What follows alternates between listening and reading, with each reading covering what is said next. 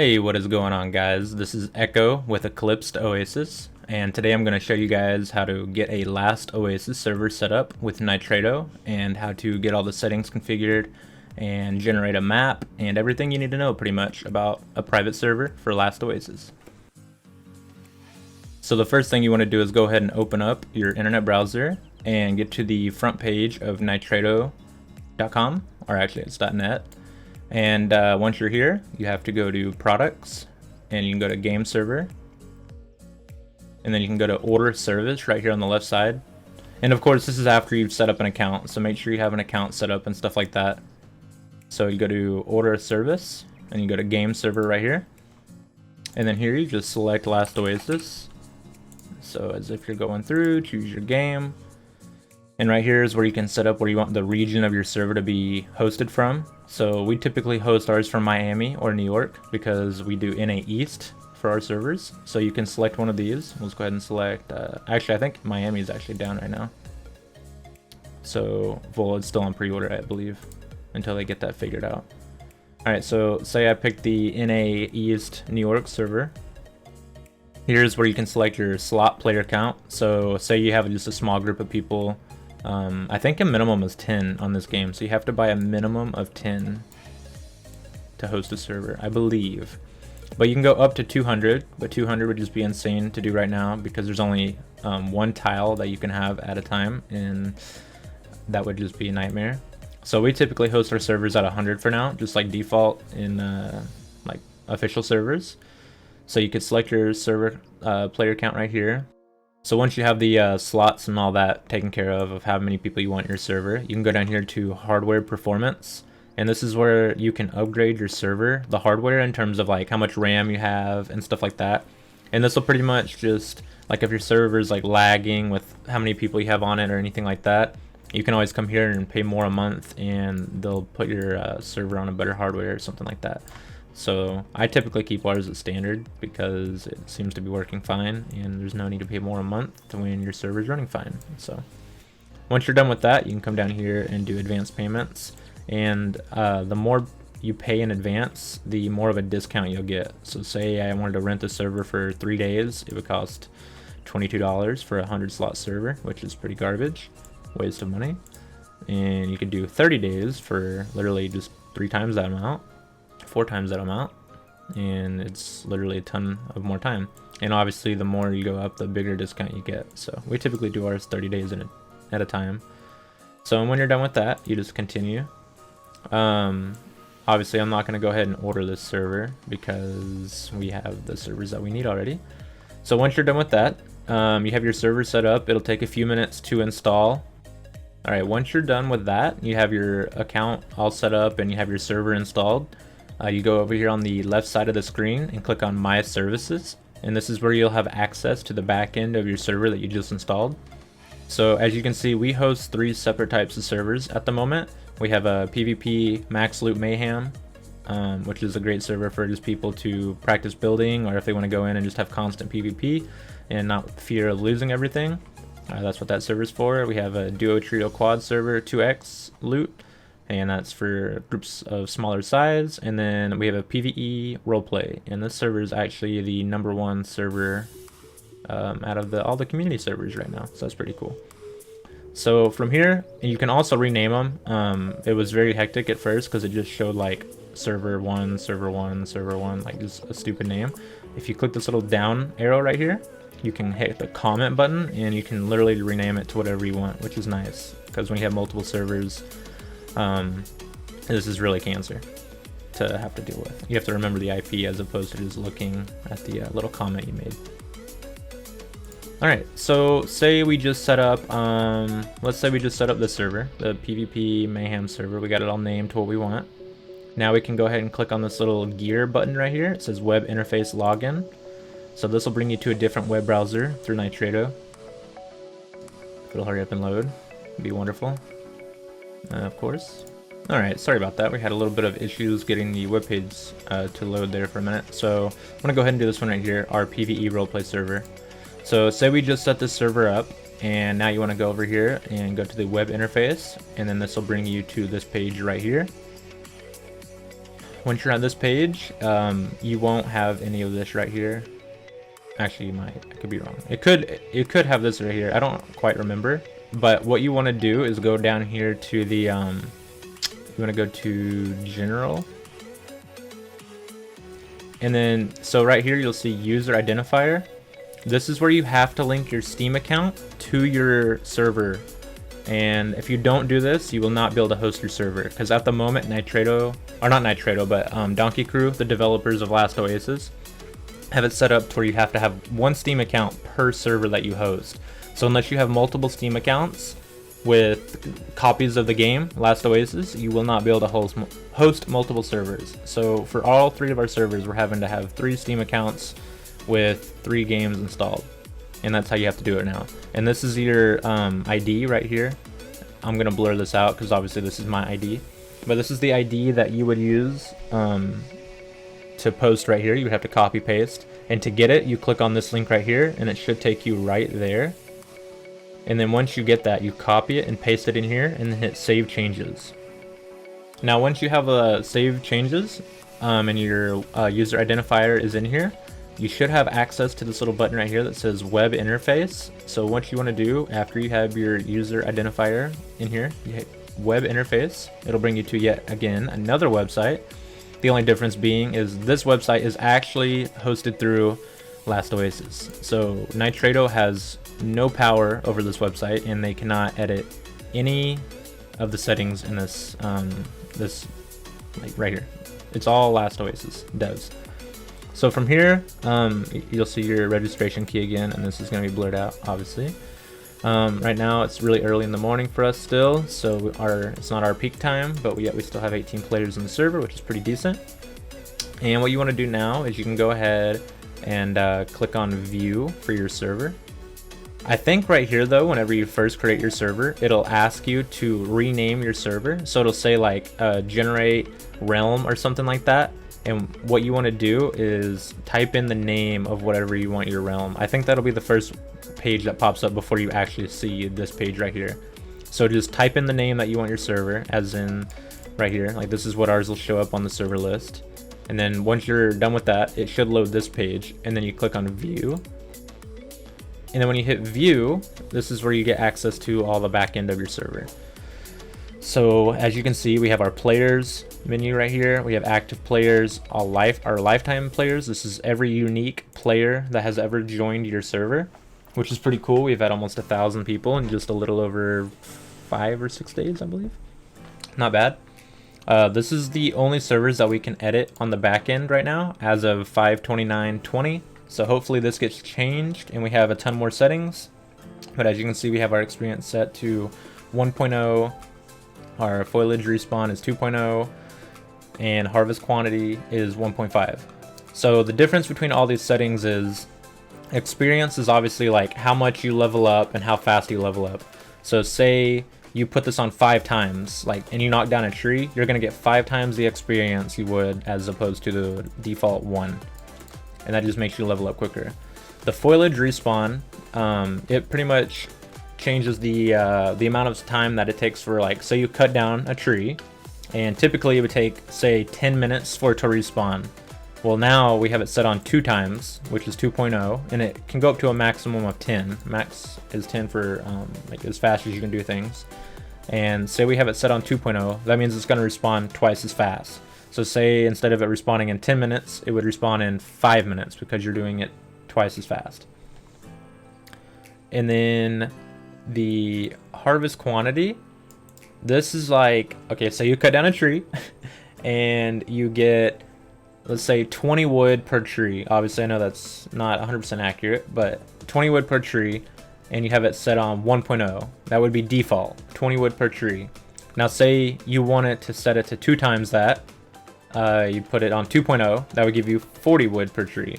But the cool thing about 1.5, or if you put a 0.5, it'll give you a 50% chance of either 1% or 1 times loot or 2 times loot.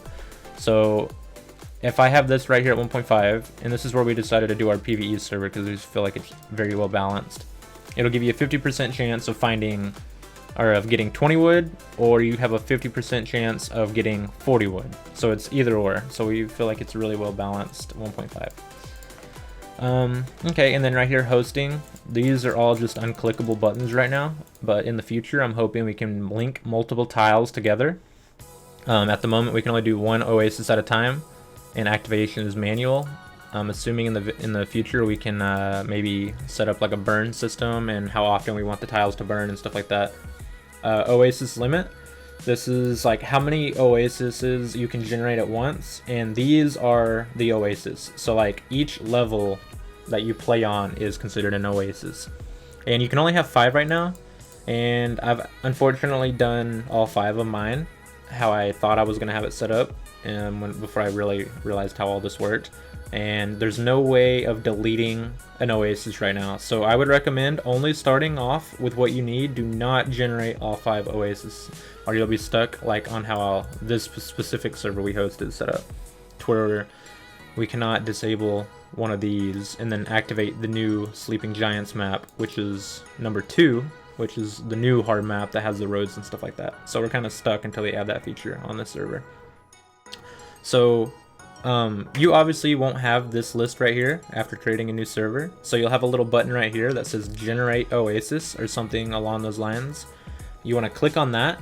It'll give you the option to select a map. There's like 6 different map types, I believe. There's like 3 different types of medium, and you can see right here there's Canyon 10, you got Canyon B, maybe it's 2 different types of hard maps. And then now there's 2 different types of hard maps. So Sleeping Giants 1 is just a standard hard map. I would not recommend that. I would go with Sleeping Giants number 2. Sleeping Giants number 2 is the newest hard map. It's the one that has the roads on the tile as well as cactus fruit. So whenever new people join your server on a hard map, they'll actually have access to cactus fruit and can get a dinghy and start making potions and stuff like that. Because starting off on this first hard map is very difficult. Alright, so the medium maps, I wouldn't even waste your time with these until we can link multiple tiles together, and then they'd be cool to implement, but I wouldn't implement these as of yet. Especially not a cradle. Do not even waste your time with a cradle. Like, do not generate a cradle. It's such a waste of time. Because once people leave the cradle, well, it's over with. Like, it's just a waste of a server at that point. Now I'm going to explain how the activation works on the Oasis, because this has been up in the air how it works, but I did some testing and figured it all out. So the way it works right now is the server has to be running. You do not close down the server if you want to activate a new Oasis. So what'll happen is, say we have 20 people on the server right now, and I were to click activate on this. What it would do is it would kick all 20 players from the server, and then it would throw them back to the lobby. This server would go offline, this server would activate, and it takes like 3 or 4 minutes for this process to happen. It's kind of annoying how long it takes. So what would happen is it would boot everybody to the lobby, including their walkers and their character. Like, nothing will get left on the old map except for items that are placed in the map, in terms of like campfires, clay bases, concrete bases, anything that is like a structure that was left on the map that is not a walker will get left on the old map. But everything else in terms of walkers, all that gets transferred, even if you don't have it favorited, which is nice. So you would activate this, it would throw everybody in the lobby, and then after a few minutes of this thing activating, this would come online, and then everybody could just reconnect to the new tile. That is the only way of doing it right now, when you can only have one tile at a time. And so I would recommend you make an announcement or something like that, like, hey, here in an hour we're swapping to a different map. Make sure you get all your materials and loot and disassemble all your structures and stuff like that before we swap maps, so you don't leave anything behind. And you can always go back to the old map. So say we went from this hard map to this medium map, but then we wanted to go back to this hard map. You can always go back whenever you want. It doesn't delete the Oasis. And everything that was left on the map stays there. So nothing gets burned. It's still there whenever you go back to it, which is kind of cool, but kind of annoying at the same time. Because like if you have a ton of item buildup, like for instance, this is a PvE server. So say we wanted to get a fresh server, but everything else was remain there. That kind of sucks.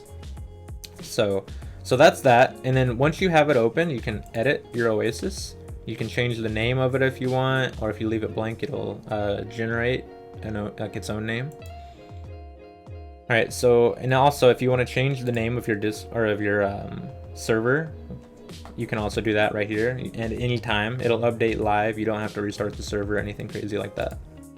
Okay, so when it comes to banning players and stuff like that, so you see this players box right here. Always use this box right here to ban players. Do not ever go up here to the players icon or the players tab, because the difference is on the players tab, whenever you click on it, so you can only search by Steam ID and search account name. So if people have their in-game name different than what their Steam name is, there's no way of finding them, and that's a really horrible system. I wish they would just add search like in-game name on this page as well, because it's a really nice page. It's really well set up, other than the search feature. So I recommend always go to your realm. Well, actually here, you always go back to your realm and then click on view on the thing and open this setting back up. And whenever you have to ban a player off of your server, always use this button right here. So always use the players tab view button. And this right here, you can search by name. So you can search by Steam ID, but you can also just search by, like, say this guy was causing troubles in my server. And you can just search for it and it'll pop up in there. And you can ban them. And you ban them by clicking view player. And then right here, banned edit. You can just click banned, and if I were to ban this guy, like say he's in my server actively right now, you can type a little message, and that will be the message that pops up on his screen as he gets banned. And obviously I'm not going to ban that guy, so I'm going to go ahead and back out of that. So that is how to set up a server and get it to go live and all that. And obviously you can go back to this page right here and stop the server, restart server, or anything like that. Now I'm going to hop over to the game and show you what it looks like in the game. Alright, so we're at the main menu of the game. So the first thing you want to do is click on Play Community Servers. It'll load the Community Servers button. I really wish they would fix this, because it shows every server you've been a part of, but all the names are kind of just cluttered into each other right here, which is kind of annoying. So other than that, you want to go to Community Servers, and then the search function right here. You can obviously filter online, offline. I don't know why you would want that. Full, not full. I really wish they would add a filter for like player count, so the highest population servers would be at the top. So that'd be nice if they would add that. Password, this is like if a server has a password or not. You can join filters with that. If you have a character made or don't have a character, that's kind of a cool feature. So as you can see, if I just type in Eclipse, nothing pops up, because Donkey Crew's system is wonderful and it does not work. So the only way you can fix this, and I don't know why this is a thing, but if you put a % at the end of your name, or just an end of like whatever your server's called, you can just hit search and it pops up all of our servers. So as you can see, we have 3 servers. This one needs to step it up, 1 out of 100. Needs to bring that crap up a little bit. But yeah. So if you put a % at the end of your name, it'll load all of your private servers, which is cool. So, and everything updates live. So if I were to change the name of this right here on the My Realm website, it would update it live, which is pretty neat. And so that's pretty much how to host your server. And once you're done hosting, or once you're done setting it up, you can just come here, connect to it, create a character, and get on with your day. And start advertising your server, and hopefully you grow a community. Which leads me into my next transition of, if you are looking for a community, Eclipsed Oasis, we are currently the largest private server community. And as you can see, we host 3 different server types. We try to give everybody that plays different a server for their play style. So as you can see, this one right here is a Eclipsed Oasis in a PvP max loot, and that pretty much just means you'll be to end game in just like a few hours. So it's just meant for constant PvP, or if you're looking to like try out a new base build, you can always come here and build it, because you can get all the resources pretty quick. The NA PvP or PvE roleplay, this is currently the most popular server out of all community servers. It has a super big community, and everybody's super helpful. So if you're learning the game, want to get into the game without worrying about getting zerred and stuff like that, this is a great server to learn on and make new friends. The Eclipsed Oasis PvP solo duo trio quad is, as the title says, you can only have up to 4 people in a clan, and this is just to promote smaller fighting and prevent, you know, people that don't play with large amounts of people to enjoy the game as well. And so we just try to offer a server for everybody in all our playstyles. So that being said, if you would like to join the community, we have our Discord, and it's, like I said, we have about 600 members and growing strong. People are growing or joining all the time, and we would love to have you. So if you would like to join, the Discord link will be in the description below. And yeah, I hope this tutorial for setting up a last Oasis private server really helped you out. If you would, drop a like on the video and subscribe, and we're going to be doing all kinds of events and stuff like that on our servers and uploading them to this channel. Appreciate it, guys, and have a good day.